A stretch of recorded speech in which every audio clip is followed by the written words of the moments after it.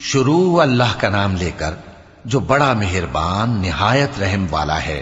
اے نبی، ہم نے تم کو فتح دی، فتح بھی کھلی اور واضح، تاکہ اللہ تمہاری اگلی اور پچھلی کوتاہیاں بخش دے اور تم پر اپنی نعمت پوری کر دے اور تم کو سیدھے رستے چلاتا رہے، اور تاکہ اللہ تمہاری بھرپور مدد کرے۔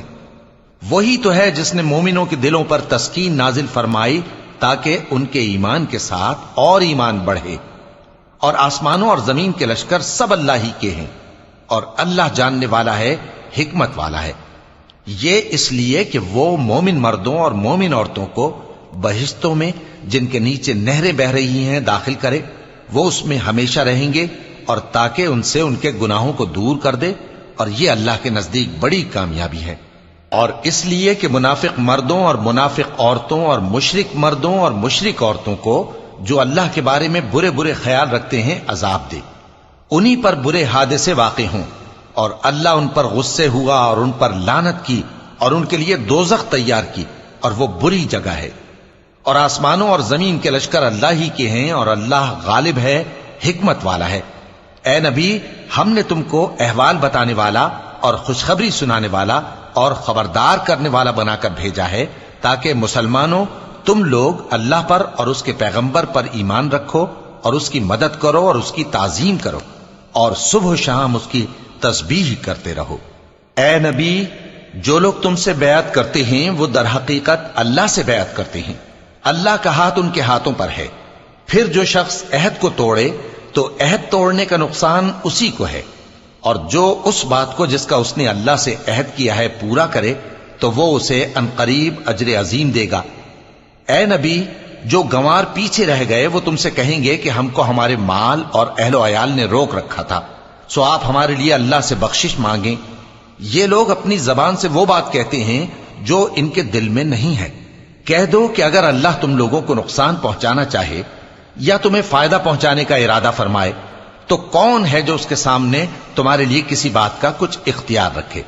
کوئی نہیں، بلکہ جو کچھ تم کرتے ہو اللہ اس سے واقف ہے۔ بات یہ ہے کہ تم لوگ یہ سمجھ بیٹھے تھے کہ پیغمبر اور مومن اپنے اہل و عیال میں کبھی لوٹ کر آنے ہی کے نہیں، اور یہی بات تمہارے دلوں کو اچھی معلوم ہوئی اور اسی وجہ سے تم نے برے برے خیال کیے، اور آخر کار تم ہلاکت میں پڑ گئے۔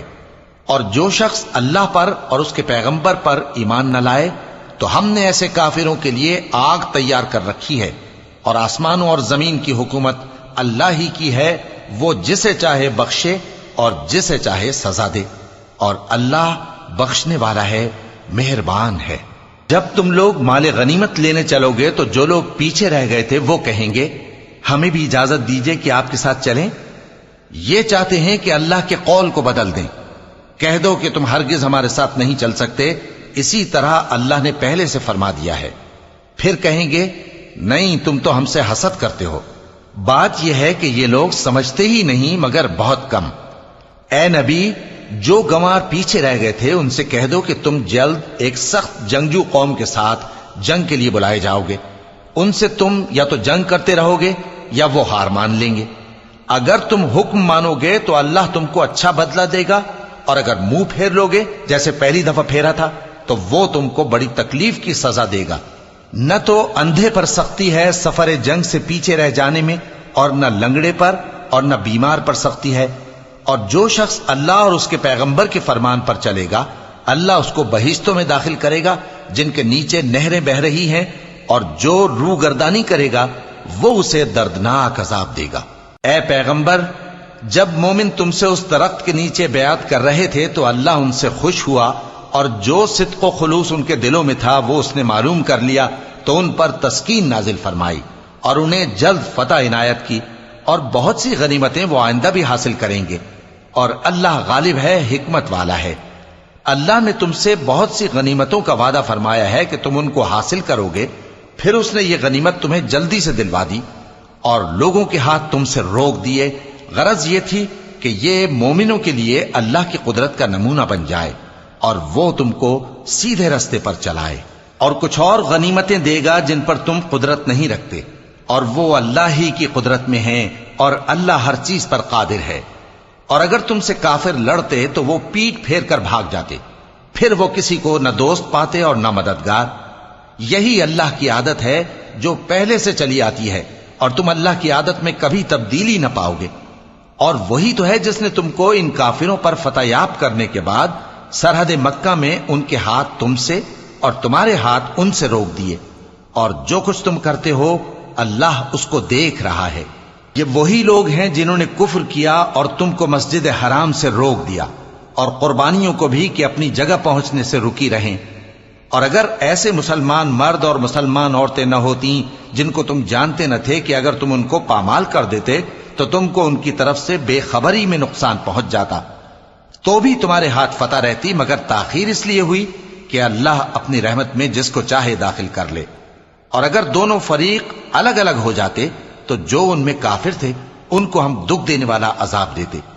جب کافروں نے اپنے دلوں میں ضد کی، اور ضد بھی جاہلیت کی، تو اللہ نے اپنے پیغمبر اور مومنوں پر اپنی طرف سے تسکین نازل فرمائی اور ان کو پرہیزگاری کی بات پر قائم رکھا، اور وہ اسی کے مستحق اور اہل تھے، اور اللہ ہر چیز سے خبردار ہے۔ بے شک اللہ نے اپنے پیغمبر کو سچا اور صحیح خواب دکھایا تھا کہ تم انشاءاللہ مسجد حرام میں اپنے سر منڈوا کر یا اپنے بال ترشوا کر امن و امان سے داخل ہوگے، اور کسی طرح کا خوف نہ کرو گے۔ جو بات تم نہیں جانتے تھے اللہ کو معلوم تھی، سو اس نے اس سے پہلے ہی جلد ایک فتح عطا فرمائی۔ وہی تو ہے جس نے اپنے پیغمبر کو ہدایت کی کتاب اور دین حق دے کر بھیجا تاکہ اس کو تمام دینوں پر غالب کرے، اور حق ثابت کرنے کے لیے اللہ ہی کافی ہے۔ محمد صلی اللہ علیہ وآلہ وسلم اللہ کے پیغمبر ہیں، اور جو لوگ ان کے ساتھ ہیں وہ کافروں کے مقابلے میں تو سخت ہیں اور آپس میں رحم دل۔ اے دیکھنے والے، تو ان کو دیکھتا ہے کہ اللہ کے آگے جھکے ہوئے سر بسجود ہیں اور اللہ کا فضل اور اس کی خوشنودی طلب کر رہے ہیں۔ کثرت سجود کے اثر سے ان کی پیشانیوں پر نشان پڑے ہوئے ہیں۔